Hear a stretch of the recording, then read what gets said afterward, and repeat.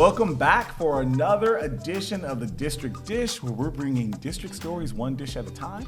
And this time, in this episode, I'm happy to have some of our amazing parent ambassadors with us, getting that parent perspective. And so I'm going to have each of them introduce themselves. They're going to tell us their name and where their scholar goes to school. Hello, my name is Teresa Green. I have a scholar at John Marshall School of Engineering. He's a junior. His name is Reese, varsity basketball player. I also have a kindergartner who goes to Tremont. His name is Jackson. And that's it. Hi, I'm Jonathan Salazar. I'm a parent ambassador at Louisa May Alcott, and I have twin boys, both in second grade. Hi, my name's Laura Lindsay. I am the parent ambassador at Bard Early College. I have a 9th grader, Jared, a 10th grader, Kayla. My oldest, Gavin, is graduating from MC Squared, and my youngest, Nicholas, will be starting at William Cullen Bryant in the fall. Oh, that's amazing. Jonathan, I think you're up. How long do you think it's going to take to turn around this financial crisis? Yeah, so great question. This year we've done a lot of work to really set the conditions in place. So we set some goals to reduce central office by 10%. We actually surpassed that. We did our central office layoffs, which were tough, whenever you're talking about layoffs for people. But what we tried to do was really have prioritize and protect schools. So we kept school-based budgets flat and didn't do any cuts there.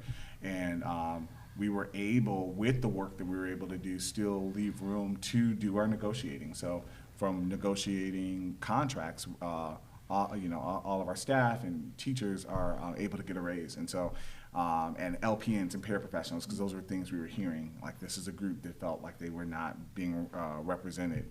And even though there's still work to do, it was great to be able to make the challenging decisions around the budget while also being able to show, our staff that we value and support them.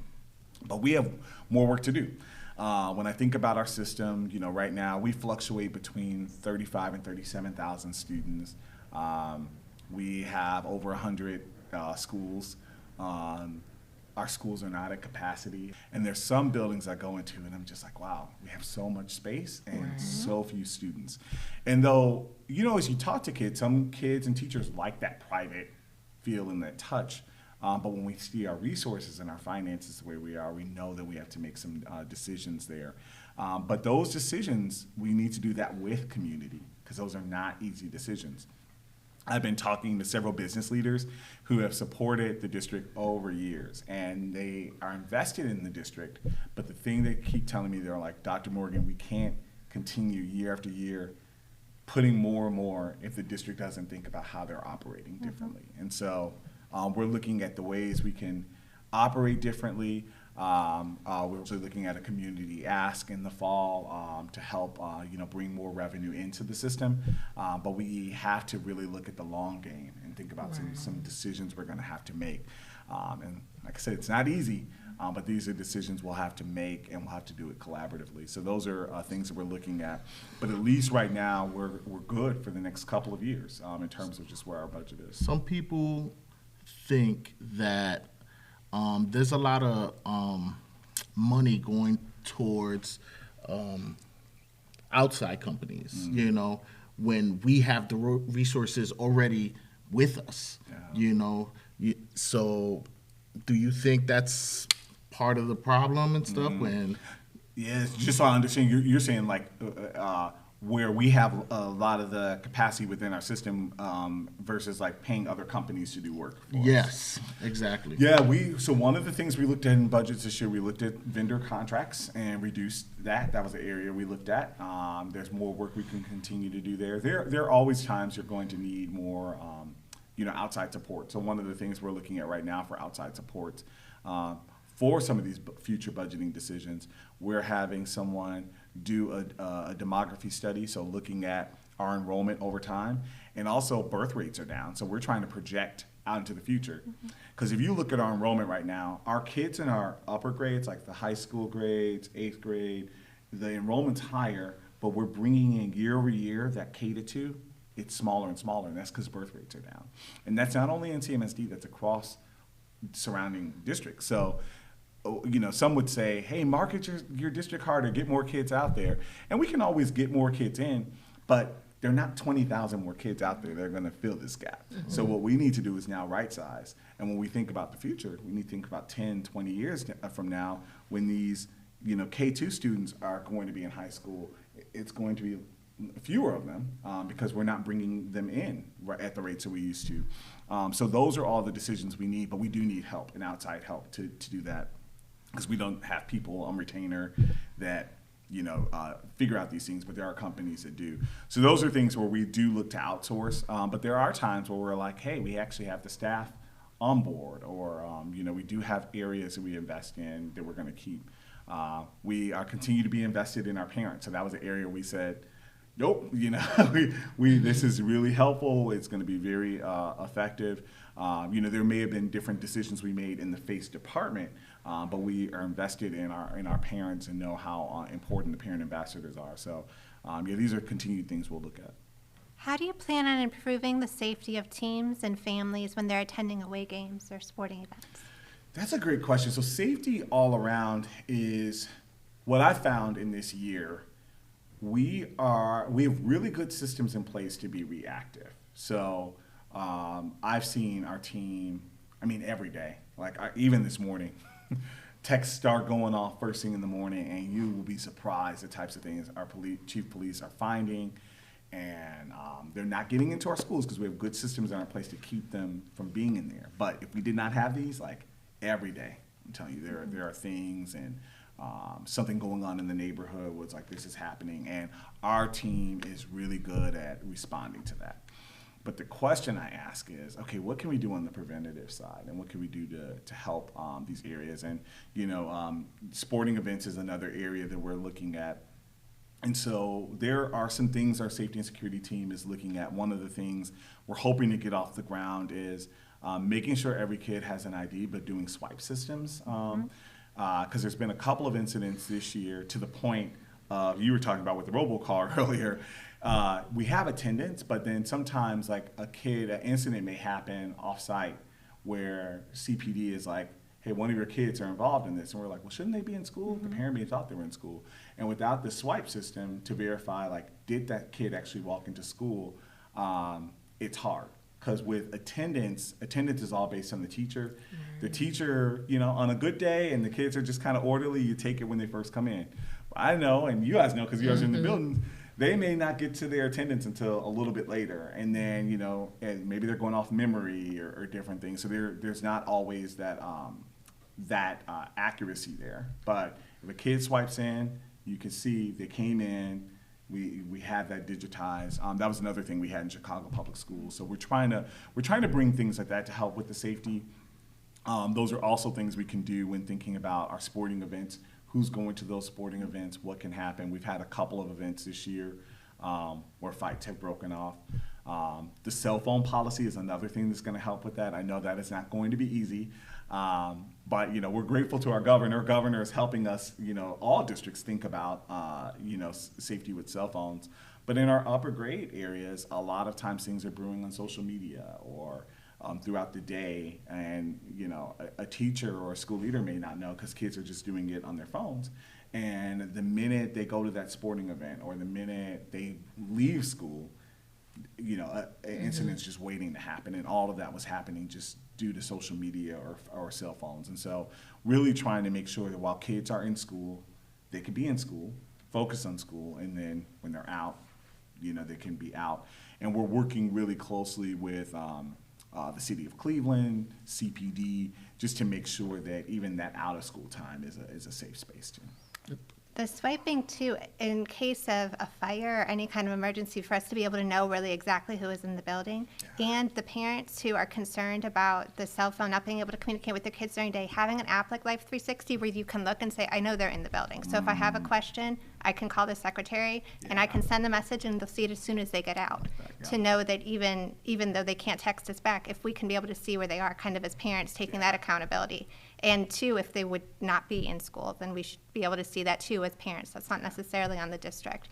But then messaging your kid and saying, hey, call me, text me as soon as you get out. But being able to look and see, I got the call, but I can see that they're in the building. Yeah, that's a really great suggestion. I think with our parent portal or different things like that, that may be something we can open up an avenue. So that's really good. I got a quick question. So as far as for away games, is there a mandatory how many police officers should be there when there's an away game, or how many security guards, or is the AD supposed to be there? What is the regulation for that? That's a great question. So I'll tell you what a minimum we have, but then also what I hear from you is also just a protocol. So like one of the things I'm learning, to the point of where I said we're reactive and not always on the front side, there are not a lot of protocols in place. So sometimes I'll ask, like, where is the policy? Where is it written what we need to do? And so to your question, I don't know if we have that written somewhere. So I'll find that out if we actually have that written. But there is, when we think about at away games, sometimes we have members of our district athletic staff there.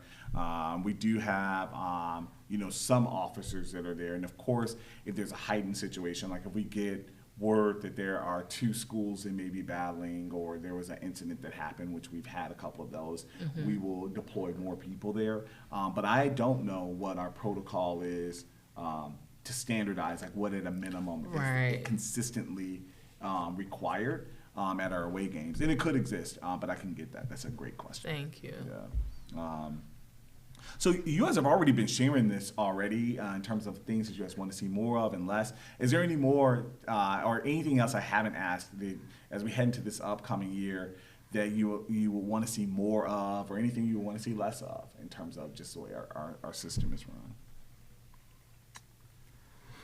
I would love to see more security, actually. I think what I'm hearing is relationships, because when I talk to our students, they will share the difference between an officer that is like part of their school community versus someone that is just like there and maybe just there to break up a fight or something like that. And so we have been talking to our officers much more about how to really build relationships with the kids, because when you do that, kids are more willing to have that safe environment. And it's tough. Our security officers are sometimes placed in some of the most challenging types of situations, and things become much more complex now. So they are sometimes wondering, hey, if I intervene here, am I going to be at jeopardy of my job? And we're trying to make the training better so we can support them with that. But I think it all starts with relationships. So. And the pay, I think the pay too, if you can put more, give them a better pay, because a lot of them say we can't get people in here because they don't pay us enough, or they expect us to do this much, but we really don't get any pay, and if we get hurt, it's kind of hard to get pay for that. Yeah, we're still working through the OPPA contracts. I won't talk much, but I will say typically what has happened with the raises that we've given to like with our teachers, it's on par with what everyone else has gotten. And so far, the raises that we saw with our teachers are some of the highest that they've seen in a while. So hopefully that can be on par for our security officers as well. And I just was meeting with Chief Dotson. Our vacancies heading into next year are way down. They've done a lot of work with having career fairs to get both full-time and part-time officers in. And so that has been helpful, but we have more work to do there.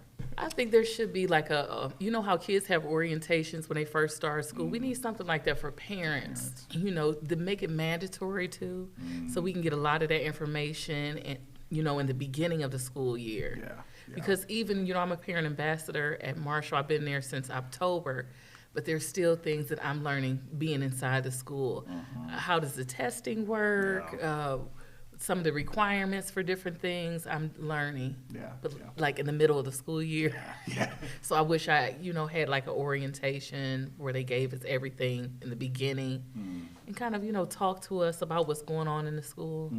That's a good idea. Yeah. Laura passed off this idea, I think, one time. Having more of the teacher's kids as students in the same school. in their school. Oh, yeah, that's a good So many of our So- teachers don't have kids in Cleveland schools, so they're always like needing to leave to go to Lakewood. They're needing to leave to go. And if there was something to bring the teachers' kids in that would make them want their kids here, they're going to care more about I making. like that idea. I actually heard of a superintendent that just did that in her district where, every staff member, one of the perks was you can allow your kid to come in school. And I was like, that's a good idea. Yeah, I got to find sure. out what we could, if we can do that, just from a legal standpoint. But if it is something we can do, I think that's it's a great selling point for staff when they're, trying to come in. But I also think that really helps as well. Their focus won't be so split. Yeah. And if we are able to have whatever communication we're opening up for parents next year, if we could make it part of like the original paperwork and what we need to get started for them to be on there, because it can be a safety issue at times, like we don't have their number, we don't have, if they had to be on whatever we're going to do to communicate at the beginning, first day of school, first week of school, instead of like, hey, we're third quarter, I can't reach, like we don't have good info.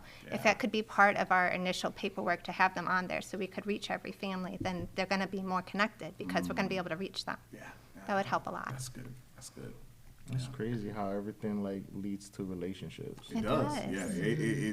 I am finding it is so key, particularly in Cleveland. And that's not just with parents, with students. It is with, business leaders. It's a really community-oriented city, which is a great thing. But absent of that, it makes it hard to get business done. So, Yeah. all right, Teresa, I think you got the question. We always hear about the negative issues with CMSD. What positives do you see? Yeah. I see positive things all the time. Like, I'm amazed at the programming our kids have. Like, I've been in many different systems, but to see things like, Rock Your World with Steam, Oh, that was nice. to see All City Musical. I mean, when I went to see Dreamgirls, like, we did pay a ticket to go see that, but we could have paid, like, real money to see that. Right. The kids are brilliant. And, I just think we have to capitalize on that because many people,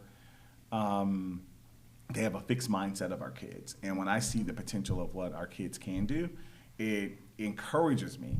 And so a lot of that starts with a mindset. One, for the adults we have working with our scholars, that our kids can do great things. They can be pushed to high limits, and we don't have to limit or think of them a certain type of way. But we need to tell the outside community that too. And like I said, I'm starting to see some test scores come in. And, there's some areas we still have to work on, but just seeing the areas where our kids are like, despite the challenges this year, excelling beyond where they were last year. And that's a attribute not only to our wonderful staff, but to our students. And so we have a world-class education here. Some of our high schools are some of the best performing high schools in the state. And so just really capitalizing that. I do think our biggest responsibility, though, is making sure as a system, the programs that we have, all kids have access to it. And it's Right. not just a matter of where you end up. And that is something I have seen going into all the schools this year. There are some schools where I was like, yeah, this is a great program. I can't believe we have this in our system. And there are other schools where I'm like, man, this school is struggling. They don't have much. And how can we really spread the wealth? I don't think a lot of parents realize. I think it would be hugely helpful if there was something like a dictionary of all of our schools and what they offer, because I don't think parents, they're busy. Yeah, The yeah. school's just a small part of their piece, and they're trying to figure out what'll work for their schedule, but they don't necessarily realize, oh, my student's really good at this, and this school does that specifically. If we could have more information out there about each school so parents could go and kind of do their research in an easy way, Yeah. then kids might end up where they would thrive more because they'd be able to put the puzzle together a little bit more easily. Yeah, I think that's great. And, in the Cleveland Transformation Alliance, that's one of the things we've been working on doing. Every year, there's always a school quality guide that comes out. I don't know how many parents actually have access to that. And that's all schools within the city, but I'm hearing even for Cleveland, how can we do that? And that information also doesn't share all the different programs sometimes. And so I do think that there are better ways that we can do that and market that so families know and can do that better connection Right. for their kid. Yeah. I hear you play the trumpet and you tap dance. All right? Yes, I do. I do, yeah. Actually, my principal instrument is tuba, but I have played the trumpet, trombone, and baritone, so pretty much all the brass and bass guitar. And I do tap. I saw the video. Oh yeah. When I was in DC, tapped in a company, and so it was.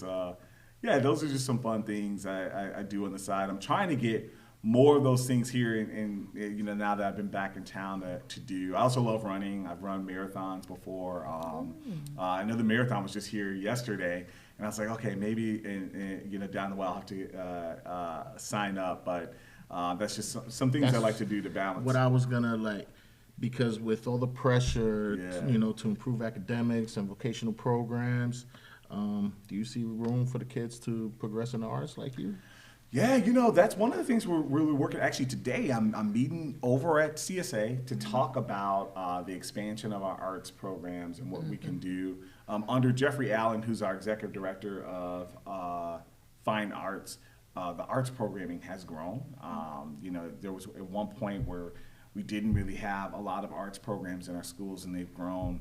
But we do need to think about what does access look like across our entire system. Right. And so, I coming up when I was in school, having access to, the arts, sports programs, these were the things that actually kept me in school. And I know that's what keeps most kids, even if they are really smart and they're doing really well in the class.